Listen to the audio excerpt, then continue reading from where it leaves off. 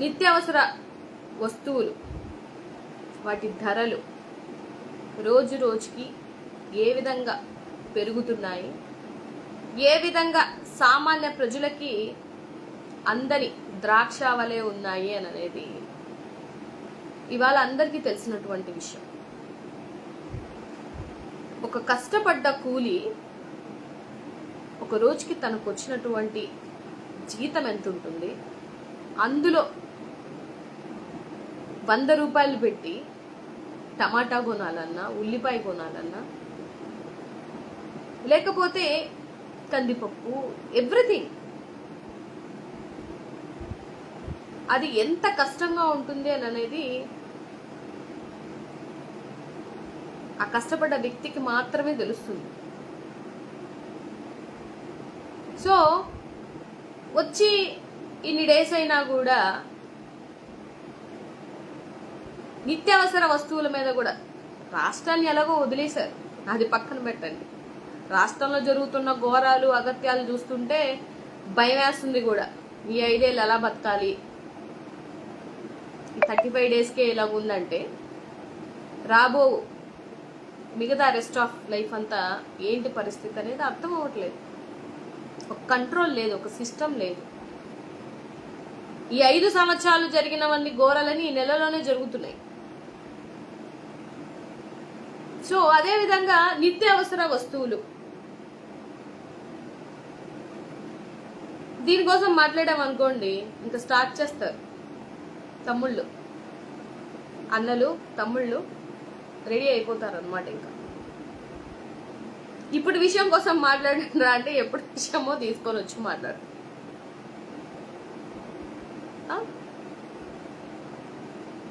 ఏదో షాప్ కోసం ఒక వీడియో తీసుకోవడానికి ఒక నార్మల్ బండి మీద అమ్ముకున్న ఆమె దగ్గరకు వచ్చి ఎంతమ్మా టమాటాలు అంటే ఏం చెప్తుంది ఆవిడ? మీరు అడగాల్సింది ఆవిడ్ని కాదు. మీ ప్రమోషన్ వీడియో కోసం అనుకుంటే వాళ్ళని కాదు, కూలి పనికి పోయే వాళ్ళని, వాళ్ళని కూరగాయల మార్కెట్ పొద్దున్నే వెళ్తే 6 గంటలకో 7 గంటలకో మధ్యలో వెళ్తే కూరగాయలు కొనడానికి వెళ్తారు కదా, వాళ్ళని అడగండి. డెఫినెట్గా తెలిసే ఎంత ఏంటి అని అనేది. అప్పుడు కూర్చొని ఎంత ఎందుకు పెరిగింది, దేనివల్ల పెరిగింది అనేది మీరు ఆలోచించుకొని తగ్గిస్తే అది నిజమైన ప్రభుత్వం. అది వదిలేసి ప్రమోషన్స్ వీడియోస్ చేసుకుంటున్నారు. అయిపోయింది కదా, మీరు ఆల్రెడీ గవర్నమెంట్లోకి వచ్చారు కదా, ఇంకెందుకు ప్రమోషన్స్ వీడియోస్?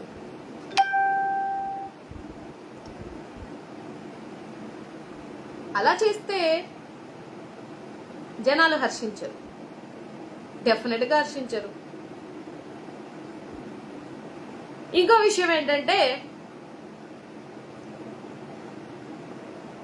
చెత్తకి పన్నేశారు, రోజుకి రూపాయి చొప్పున చెత్త పన్ను మీద కూడా డబ్బులు వసూలు చేసిన చెత్త సీఎం ఈ సీఎం అని చెప్పేసి మాట్లాడిన ఈ పెద్ద మనుషులు ఇప్పుడు చెత్తకి నెలకి 90 రూపాయలు వేయడానికి రెడీ అయిపోయారు. మరి దీన్ని ఏమనాలి? ఇది అడిగితే మళ్ళీ తప్పు. మరి దీన్ని ఏమనాలి?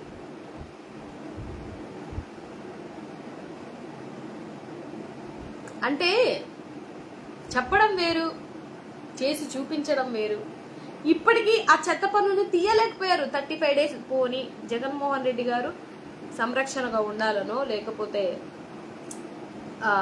రోజుకొక రూపాయి చొప్పున ఆయన వసూలు చేశారు. మరి మీరు ఇప్పుడు మీరు ఇచ్చే పథకాలు త్రిబుల్ అనౌన్స్ చేసినవి ఇవ్వలేదు, కానీ పాపం చెత్త మీద త్రిబుల్ వేసి మరి జనాల దగ్గర 90 రూపాయలు వసూలు చేయడానికి రెడీ అయిపోతున్నారు. ఇది ఓకేనా? బేసిక్ పాయింట్ ఏంటంటే వీళ్ళు ఏ మాత్రం ఏ చేంజెస్ లేవు, same as it is, copy paste. ఇంకా అవసరమైతే పైపెచ్చు ఆయన చేసిన వాటికి పథకాలకి తగ్గించుకోనన్నా వస్తున్నారు. లేదు అని అంటే ఇదిగో ఇలా చెత్త పన్నులకి పెంచుకోనన్నా వెళ్తున్నారు. ఒకటైతే మాత్రం నాకు చాలా హ్యాపీ అనిపిస్తుంది. ఏంటి తెలుసా? ఫస్ట్ టైం సీఎం చేసినా కూడా జగన్మోహన్ రెడ్డి గారు వెల్ ప్లాన్డ్గా ఒక 14 సంవత్సరాల నుంచి చెత్తబడిపోయిన సిస్టమ్ని కొత్తగా తీసుకొని వచ్చి ఆయన తీసుకొచ్చినటువంటి మార్పులు అయితేనేమి ఎడ్యుకేషన్ సిస్టంలో అసలు సిస్టాన్ని సామాన్య ప్రజల కాలి దగ్గరికి తీసుకొచ్చినటువంటి ఏకైక సీఎం ఎవరైనా ఉన్నారు అని అంటే అది మన జగన్మోహన్ రెడ్డి గారు. సిస్టమ్ దగ్గరికి జనాలను తీసుకెళ్తారు చాలా మంది, కానీ పేదవాడు వెళ్ళలేడు, పేదవాడికి తెలీదు, పేదవాడికి ఆ కష్టం తెలియకూడదని చెప్పేసి ఇంటి వద్దకే. ఇది కొంతమందికి నచ్చలేదు కూడా. అదే వెళ్ళిపోయి మనం డెత్ సర్టిఫికేట్ కోసమో లేకపోతే క్యాస్ట్ సర్టిఫికేట్ కోసమో లంచాలు ఇచ్చుకొని మీ సేవల కాడ పడిగార్చుకొని ఎంఆర్ఓ ఆఫీసులు కాల కుక్కల్లాగా తిరిగి లంచాలు ఇచ్చుకొని తీస్తే అది బాగుండేది, అది చాలా బాగుండేది ఇప్పుడున్న వాళ్ళందరికీ. కానీ ఒక సిస్టమ్ని క్రియేట్ చేసి అయ్యో జనాల్లో మార్పు తీసుకొని వద్దాం అనుకున్న వ్యక్తికి మాత్రం ఇలా ఉంది సిచ్యువేషన్. ఇస్తానన్న పథకాలు ఇవ్వండి అని మాట్లాడితే దాన్ని వదిలేసి తోకను పట్టుకున్నట్టు ఏవేవో పట్టుకొని వేలాడుతున్నారు. ఖజానాలో డబ్బులు లేవంటారు. ఏమని అడిగామను ఖజానాలో ఎక్కడున్నాయి డబ్బులు అని. 14 లక్షల కోట్లు అప్పు చేశారని ఈలోపే సెంటర్ తప్పమని అనౌన్స్ చేసింది. 4 లక్షల కోట్లే ఫైనాన్షియల్ డిసిప్లిన్లోనే ఆంధ్ర రాష్ట్రం అప్పులు చేసిందనే కానీ మళ్ళీ యూటర్న్. అంటే నాకు అర్థమైన విషయం ఏంటంటే ఇంకా 14 సంవత్సరాల ముందే ఉన్నట్టున్నారు, అప్డేట్ అవ్వలేదు. ఇప్పుడు అన్ని ప్రతిదీ తెలుస్తాయి. తక్కువని ఏదో బ్లేమ్ చేసేస్తే పనులు అవ్వవు.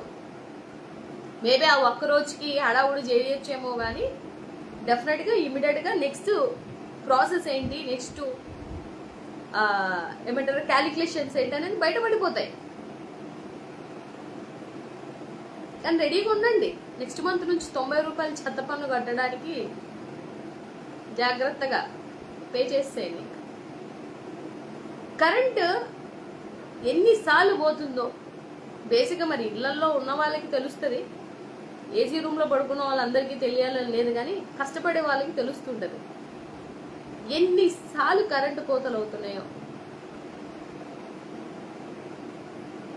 ఇప్పుడు సిచ్యువేషన్ కోసం అడిగాను అనుకోండి, నేను మీరు చేయలేదా, మీరు మాత్రం ఏం మంచిగా చేశారా, మేము చేసిందే కాపీ కొట్టుకుని మళ్ళీ మీరు చేసుకుంటున్నారు, అంత మాత్రానికి ఈ కూటమికి ఎందుకు ఇవ్వాలి అని అడుగుతున్నా నేను. అదే జగన్మోహన్ రెడ్డి గారికి ఇంకొక 5 ఏళ్ళు ఇచ్చుని ఉంటే డెఫినెట్ గా ఆయన ఇంకా మంచి చేసి ఉండేవారు కదా అంటున్నాను.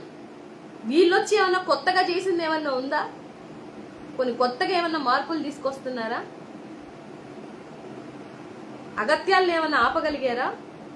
నెల రోజుల్లో ఎన్ని జరుగుతున్నాయి, ఎన్ని ఘోరాలు జరుగుతున్నాయి. ఒకదానికోసం మాట్లాడలేక ఇంకోటి, ఇంకో దాంట్లో మాట్లాడేసరికి ఇంకోటి. అట్లీస్ట్ ఘోరాలు జరిగిన వాళ్ళ దగ్గరికి కూడా వెళ్ళి చూడ్డానికి కూడా వెళ్ళలేకపోతున్నారు. మీరు సింపుల్ గా 5 లక్షలు 10 లక్షలు ఇచ్చేస్తున్నారు.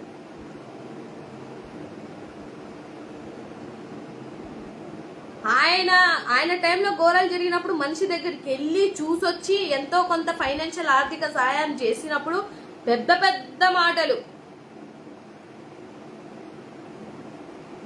మరి ఇప్పుడు హోమ్ మినిస్టర్ అక్క పాపం అనితక్క ఏం చేస్తుందో కూడా నాకు అర్థం అవ్వట్లా. తిడుతున్నారు శుభ్రంగా అందరూ.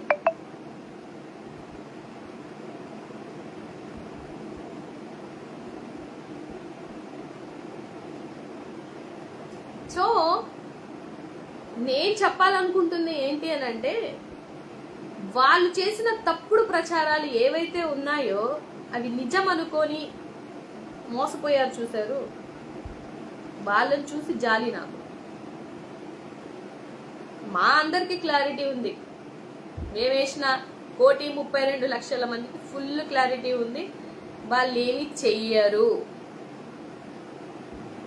సో మేము డిసప్పాయింట్ అవ్వాల్సిన అవసరం లేదు. మిగతా వేసారు చూశారు, మీకు మాత్రం షాకింగ్ గానే ఉంటది. ఎంత మోసం చేశారా, జనాలు ఇంత దారుణంగా చీట్ చేశారా అని.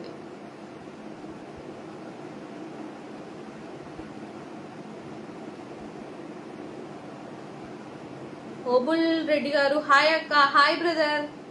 ఫణి కుమార్ హాయ్. ఎస్ఎస్వి రెడ్డి గారు హాయ్ అండి. హాయ్. ఇంకా పైన ఎవరన్నా మెసేజ్ చేశారా? రెడ్డి సురేష్ రెడ్డి జై Jagan. Sajjala Manohar Reddy hi madam. Hi అండి. సో ఈ రెండు విషయాలు మాట్లాడడానికే వచ్చాను. అత్యవసర వస్తువులు ధరలు ఎందుకు తగ్గించలేకపోతుంది ఈ కూటమి? నెంబర్ 1. నెంబర్ 2, చెత్త సీఎం, చెత్త పన్నులు వేశారు, చెత్త చెత్త అని మాట్లాడినారు. మీరు ఇప్పుడు 90 రూపాయలు వేయబోతున్నారు కదా, మిమ్మల్ని ఏమనాలి? నేనైతే అనలేను. బికాజ్ నా పద్ధతి అందరికీ తెలుసు. నేను బూతులు మాట్లాడలేదు కాబట్టి నేను అనలేను. కానీ ప్రశ్నించగలుగుతాను కాబట్టి అది మీ మనస్సాక్షులకే వదిలేస్తున్నారు.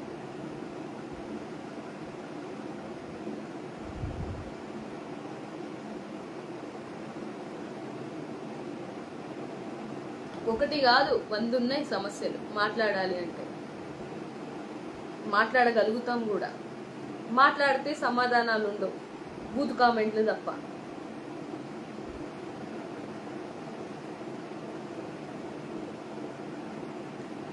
భాష హాయ్ మేడం. హాయ్ అండి. వీరాంజనేయులు హాయ్. హాయ్ అండి.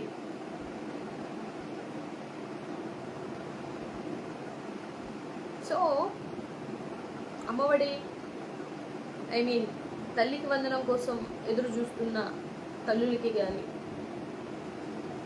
రైతులు ఎదురు చూస్తున్న రైతు భరోసాలు కానీ, ఫ్రీ బస్సులు కానీ, సిలిండర్లు కానీ, ఏవి సూపర్ 6, మళ్ళీ ఇంకో 10 రోజులు పోతే మళ్ళీ పెన్షన్స్, ఇవన్నీ ముందే తెలియదు. అన్ని క్యాలిక్యులేటెడే. మరి జగన్మోహన్ రెడ్డి గారు నిజంగా ఇవన్నీ అబద్ధ హామీలు ఇవ్వాలనుకుంటే ఆయన పాపం చేయగలగడు కదా. ఇవన్నీ అవ్వవు కాబట్టి ఆయన చేయలేదు. ఇప్పుడు అర్థమవుతుందా? అబద్ధ సాక్ష్యాలు, అబద్ధ మేనిఫెస్టోలు తీసుకొస్తే ఎంత కష్టపడాలో చెమటలు పడుతున్నాయి. ఎందుకంటే రోడ్డు మీదకి వచ్చితే ప్రజలు ఇంతకు ముందులా కాదు, ఇప్పుడు చాలా తెలివి మీరు ఉన్నారు. ప్రజలు అడుగుతారు, చొక్కా పట్టుకొని మరి అడుగుతారు అని భయపడి కింద మీద అక్కడ ఇక్కడ ఎక్కడెక్కడో అప్పులు తెచ్చేస్తారు. ఇంకా లాస్ట్ మంత్ 7,000 కోట్లు, మరి ఈ మంత్ ఎన్ని వేల కోట్లు అప్పు చేస్తారో కూడా చూడాలి.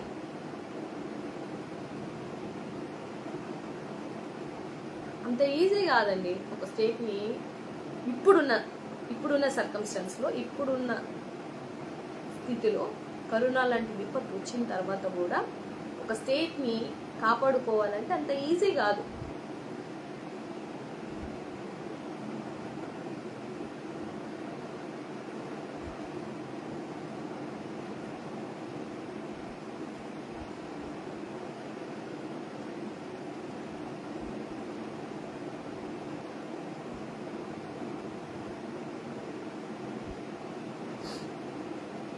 సో ఈ 2 విషయాలు మాట్లాడదామని నేను లైవ్కి వచ్చాను.